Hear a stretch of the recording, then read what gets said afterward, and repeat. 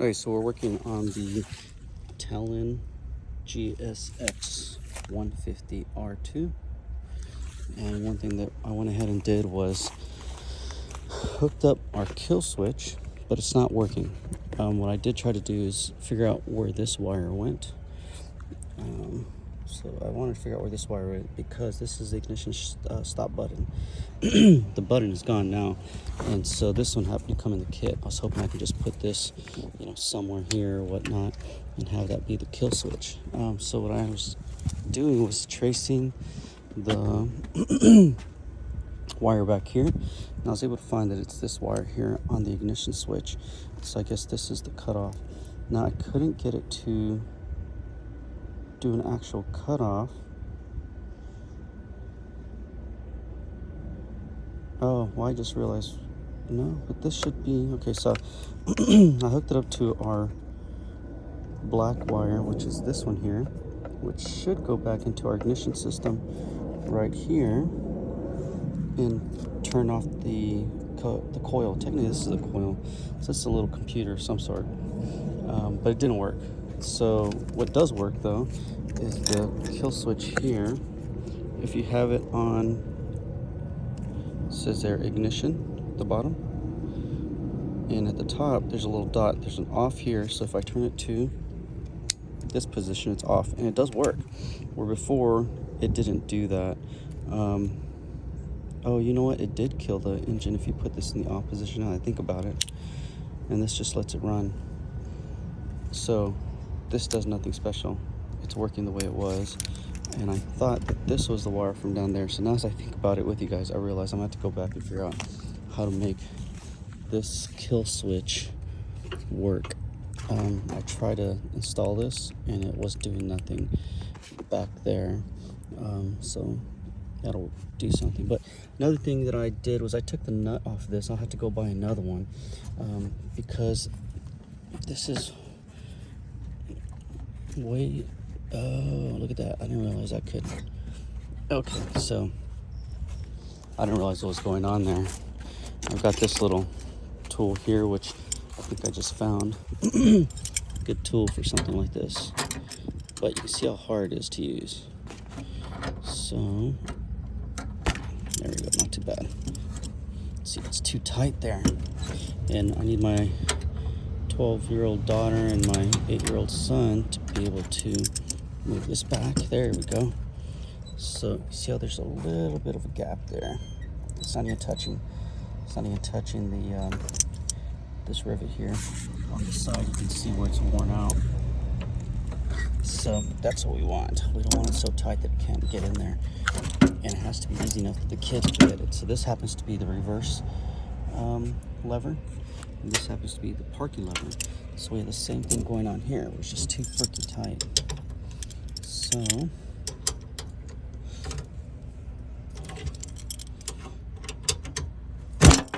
boom. All right, there we go. And so this nut, there's a nut here. I can tighten this nut. There it is. You can kind of see it. I can tighten that nut there, and I apologize. I know I moved the camera too fast, so you can see the nut there. So I'll tighten that nut. I feel like this bracket is actually threaded, so this bolt is holding into that bracket. Now the reverse is easy to get to, and the parking brake is still pretty hard, so let's loosen it just a little bit more. Oops, this way. There we go. Oh yeah, big difference. So there we go. That's where we will set it. And so they're way the heck too tight. Like, I couldn't even move them. Not that I'm that big, but now they're usable. The kids may struggle a little bit, but that's as weak as it's gonna get. This is a pretty nice setup. This has a adjustable wheel here, which will be good for the kids. I don't see a nut on that side, so I'm not sure if that's just a pull or if that's actually a twist. But one thing I wanted to show you is how to start this thing. I have a Jimmy rig right now where I do have a fuel filter, and just FYI, the fuel filter, the way it works, you can see the can here and the hose comes all the way down. I like to put dips because there's gas in this line right here, and so if you don't have a dip, the carburetor is technically sucking gas into it, just from the force of the cylinder coming down. It just sucks gas into it, or sucks air into it, but behind it is gas. So anyways, if you don't have this and you have a straight line, the air that's trying to come through that hose will just go to the side of the gas. Here, you can't get air through here because of this loop. It creates a P-trap. I have it set up like this right now because I wanted all the fuel to go in there, as much fuel as possible. And so, as far as the fuel filter is concerned, this nipple is the side of the fuel filter that goes towards the carburetor, because you see how the biggest surface area is on the outside of the filter? The inside of the filter, when you take it off, should be clean, but all the dirt's in it get caught by all these little ridges, and they have ridges in there because it extends the length of the filter. Everything is, adds another millimeter. So if you were to stretch this out, it's not that big, or no, it's not that big, but it'll be, a pretty long filter that allows you to use that for a little while.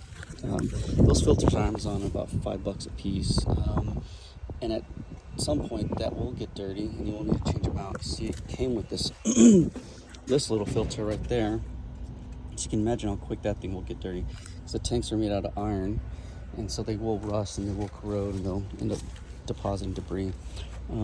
So the parking brake right now is activated, not that it needs to be. It's not in gear. Oh, I guess it is in gear technically. This never goes out of gear. Now that I think about it. But one problem that I was having is I couldn't get it to start. So this is an actual turnkey start. Well, that's not good. Why is it not doing anything? Light is on. Oh, wait, that shouldn't do anything. This thing is in the on position, so we should have the ability to crank the starter.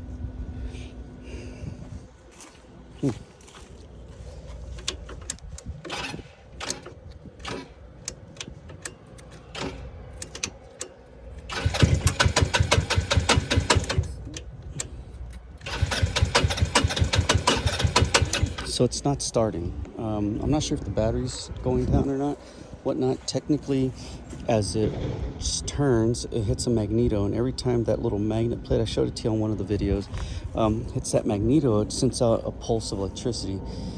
It's not that strong. It's probably like 1 amp or half an amp or something, but that amperage is more than what's needed to activate the computer and send a spark to the spark plug. So the extra energy that's created by that is generally stored in the battery. So the battery should charge, and once I check the voltmeter on it, I can see if it is charging or not. So we can just put this on our volt section here. This one only has 2 outlets, but generally you'll have your common, which is always the black. They also call the common the ground. And then this, your voltage, this is where the feed is coming in through, where you actually check your power. So one thing you always want to do is make sure they're in. Sometimes they'll slide out a little bit, and you'll just have to push it in just a little bit for it to actually make contact. I've had this voltmeter for a few years now, and so it has worn out. Sometimes I really need to get new contacts. The contacts don't work 100% of the time. But it sounded almost like the battery was just a little low. That's why one of the reasons it may not have been cranking. Okay, so it's not doing anything. We got 2 pedals here, obviously. We got this one here that says stop on it, and then we have this one here that says nothing. But this is the gas pedal. So you feather it just like that. I did not floor it per se, but if you give it a little bit of fuel, it may start. But so it's still not starting. One thing I'm going to do, let's see if I can set this phone down. Oh, here we go. It's perfect. So I'm going to push on the gas as I crank it. So I'm still applying pressure on the gas, and the engine started. So I'll let off on the gas a little bit. Let off more. And what I'm trying to do is figure out, is it an idle issue? Is it a fuel consumption issue? Is it a lack of the ability to get fuel to the carburetor? I don't know. But right there, it's too low. So again, I want it to come down. So right there, I know that I turned the key off. Okay, turn the key off, just so I don't kill the battery, because it does constantly feed electricity to this, and if you leave that key on, it'll eventually burn out your coil and your ignition system. We happen to have an extra one here, which is not original to this vehicle here. I don't know if this thing is supposed to be doing something. I don't know what this thing does, but it somehow gets connected to the old system, and we ended up buying this new system from eBay and pretty much bypassed this device and this device. Clearly we have a very similar device right here to this one, but we got rid of whatever this is. I don't know what that is. I don't know if it's supposed to increase the spark power or whatnot, but it does come with the coil as far as the eBay system is concerned. So I mentioned to you the fuel. When you step on the gas, this is the throttle that actually gives fuel to the carburetor. So if I get this silver or copper line here, whatever it may be, metal, and I extend it out, you can see that the throttle actually moves as I pull on that. As I pull on it, you'll see the throttle move. And so I want it to stay in a certain position in which I don't have to hold the pedal down anymore at just the right level. As I was doing earlier, I was holding the pedal down like way down here per se, and if you hold it just right, it'll idle. So we want that idle to be set, and that's what that is. This is your idle tensioner or idle position unit, whatever you want to call it. So this will stay open just a hair, that it'll allow a certain amount of fuel to constantly be consumed by the carburetor. So let's see, we may have choked it. This is a really small piston that goes up and down, and so if you put too much fuel in there, it's what happens is what they call is hydrolocking. So there's too much water in there and air cannot compress. Air does compress, but if there's water in there, there's no air, fluid doesn't compress, and so the piston can't go up and down. So all these vehicles that you hear that got drowned, they go into a lake, or out there in Louisiana, got flooded or whatnot, all those vehicles, just all they did was got fluid in their housing. So if you just take the spark plug out and let all that fluid out, put the spark plug back in and let it run, you'll see that it runs good. Obviously, if the water's been in there for a few days, rust will start to create. If it's been there for weeks, months, years, you're gonna have a lot of rust in the cylinder head. Eventually those rings will go bad, and even the rust itself may wedge between the rings and the piston and the cylinder wall and scratch the cylinder wall, and eventually that entire engine will fail. So that's why they always tell you don't buy submerged vehicles. But if the vehicle's only been submerged a week or two, I would buy it. I have zero concerns about it. Pull out the spark plugs, let it cycle, crank a few times, and spit out all the water. Even a quarter of the water is enough. I've had engines that do hydrolock, and they'll crank and then stop, and you let it sit, because the valves will allow anything to come out. And you crank a little more, and it'll come up just a little bit more, and the valves will let that come out. And eventually it'll be enough that you'll get the fluid out and allow air to get in there, and now you can get compression. So anyways, let's see if the adjustment on the throttle worked out. And we'll go 1, 2, and there we go. So can we decrease it some? That's going higher, right? I'm trying to do the wrong way. So as I tighten this,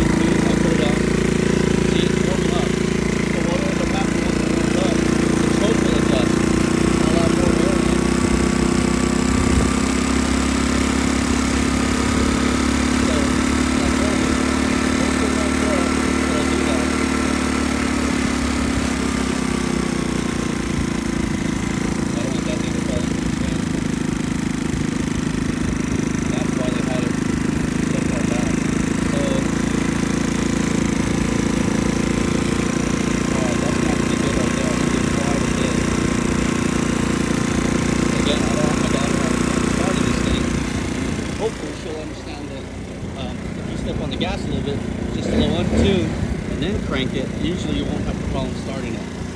And if she does have a problem starting it, she can hold it out just a little bit,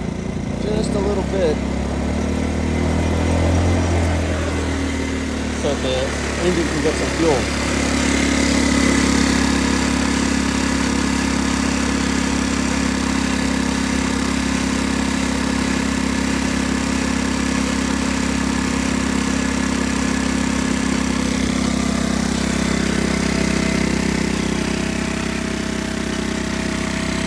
But for all intents and purposes, it's working. The only thing that we can't do from up front is turn it off. So right now, there's a little dot right there. It's in the on position, and that's off.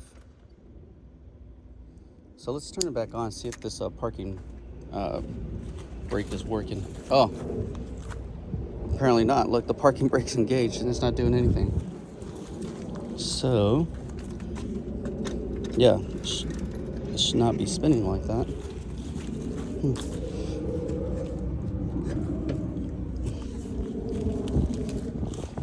Should not be spinning like that. So,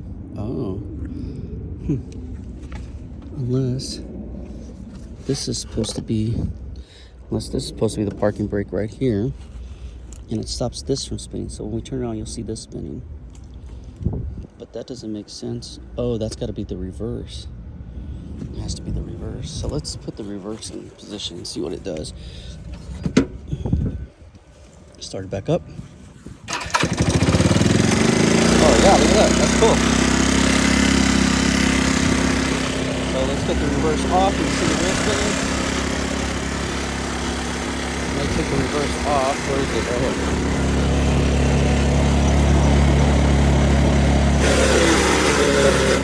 Oh, apparently you don't want to do that when the wheels are moving. Dang, that's a lot of power. I can't even stop it. Oops. So I turned it off here and I forgot. That does nothing. Guys, I thought I found the secret there, but apparently not. It could be that's not grounded. I didn't think about that. So let me go ahead and turn this off. Turn that off and take it out of reverse. So apparently you need to be in complete stop. You need to be in complete stop to put it in reverse or forward, or else you'll hear that grinding sound.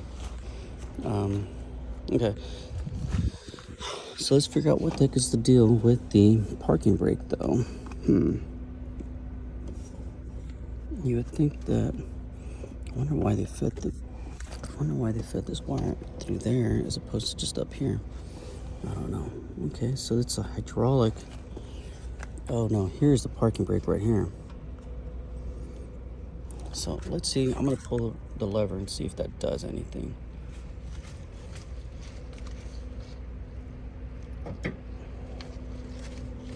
So I just pulled the lever. Oh, it does. Okay. So we're trying to look at. Can't get this darn phone to focus there. Okay. So we're trying to look at this thing here. Okay. Let's see if it moves.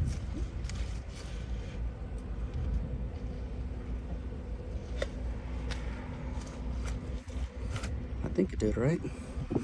Got about a thumb length in there.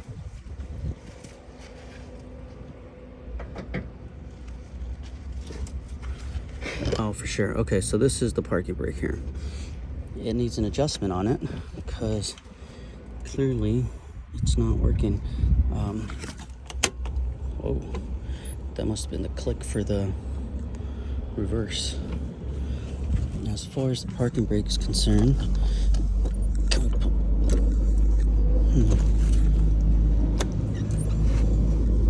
I'm gonna have to adjust this even more because clearly it's not engaging properly.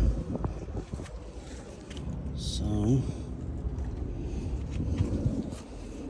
we have a little bit of room to adjust it still. There's not much of a gap there, but we got a little bit of room to adjust it. Let's see if we can get the parking brake to work. Let me let you go for now. Look at this thing, not even doing anything. That's supposed to be This bolt here is supposed to hold the that component in place.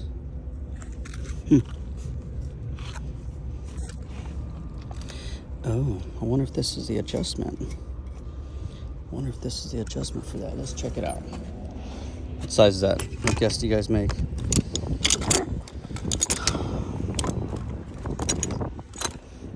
I'm gonna guess it's gonna be a 14. What do you think? 14? Nope. 13. Might even be a 12. Shoot, it's really small. 13. Let's see.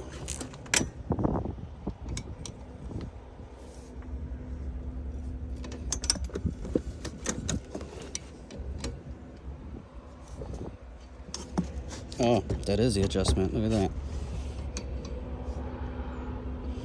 So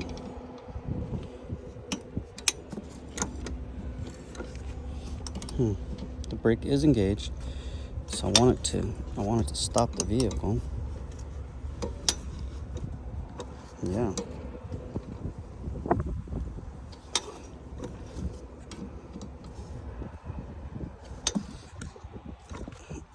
There we go.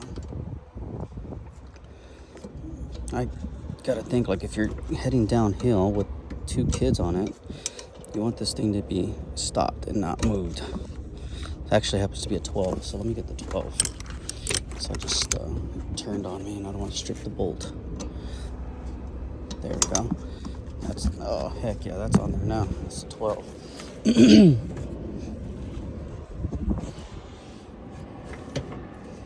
Still tight on here. I'm gonna have to loosen this up a little bit because it's still too freaking tight.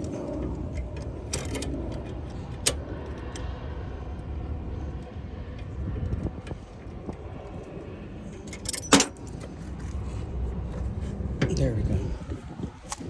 That should do it. Let's take it off. Does it still spin? Yeah, it does. It sure does. Okay. So that's the lock bolt that's on there. So let's go ahead and put this on there with our hand.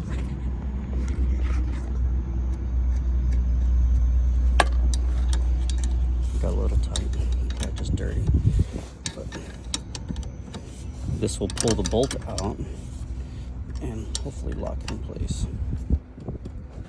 So this is why wrenches are off-centered. See, I can set it up like this in this manner, and the wrench sits up here. But once the angle gets kind of tight, we can flip it around, bring it back up. And that's on there. It's on there tight. I'm not trying to power it.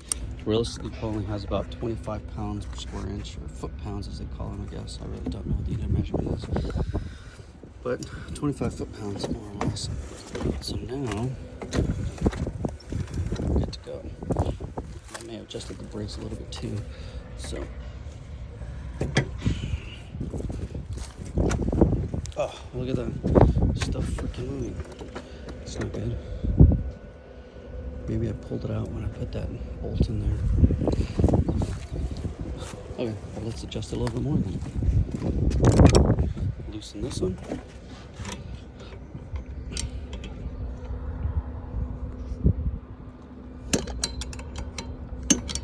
It's gonna come out, so I don't need to loosen that much more. Here's the 12. Oh, actually, I forgot. That's not gonna go out. I need to go in, so I will loosen it more. And parking brake is in. There we go. So I don't know what happened there, but that's why there's adjustments. There we go. That's pretty good there. And once I get some weight on it, I might need to adjust it one more time. So let's get the 13 and adjust this thing. There we go. So now we're adjusting the parking brake.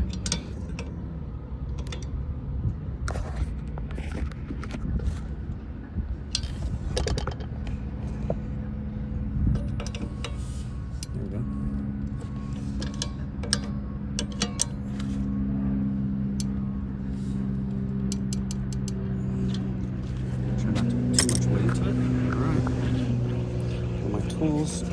Parking brake is activated again. Let's disengage the parking brake. Try to spin this thing.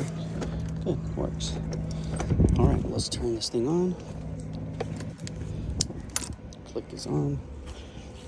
Carburetor's been adjusted to the gas, and let's crank it. Oh man, I was hoping it'd just be a 2-second crank. Come on now. See, it's cold. It's already cold. That's a hard start, so it's not a big deal. All you do is give it a little bit of gas. Very little. The flooring is way down here, look. And so I just gave it a little feather. Flooring it right now may have choked it, so let's see if that happened.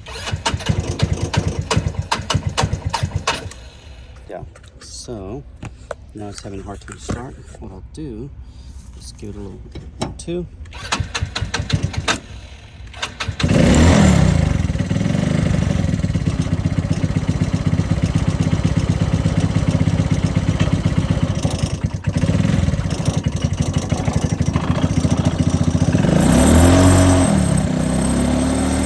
I can floor it if I want.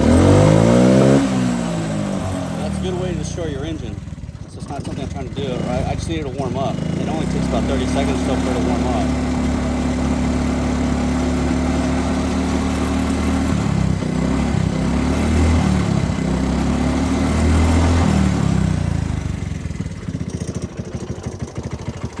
Cool. It's on. It's not going to go anywhere, right? That's it. Once it warms up, it'll idle pretty strong. I don't know why this brake light is always on. There we go. You see? The choke just opened up. No smoke coming out of this thing.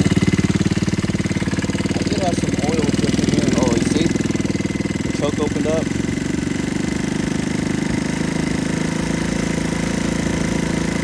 Haven't done anything. There's nobody on there.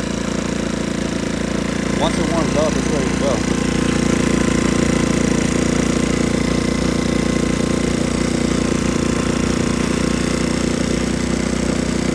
I really don't want to ride this thing until I got it ready to go. I'll need to clean out the gas tank. I'll need to put a new valve on there. And then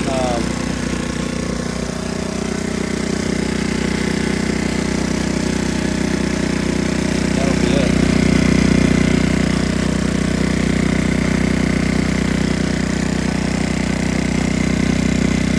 Wow, I didn't notice this little hose here before. I don't know what that goes to.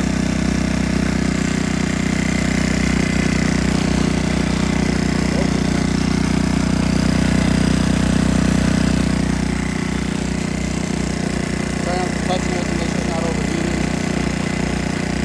Works great. That's a good idle.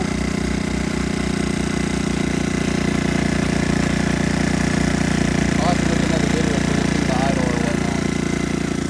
But as it is, it still works great. This tire is flat. I'll have to put some of that stock leaf or whatnot in there.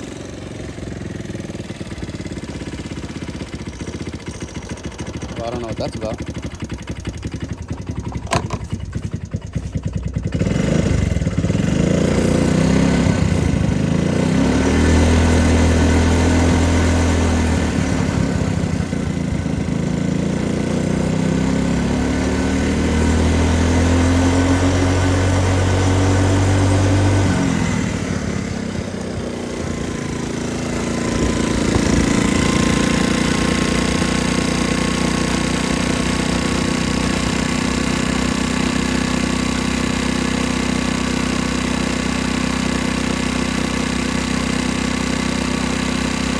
Cool, well, it's running.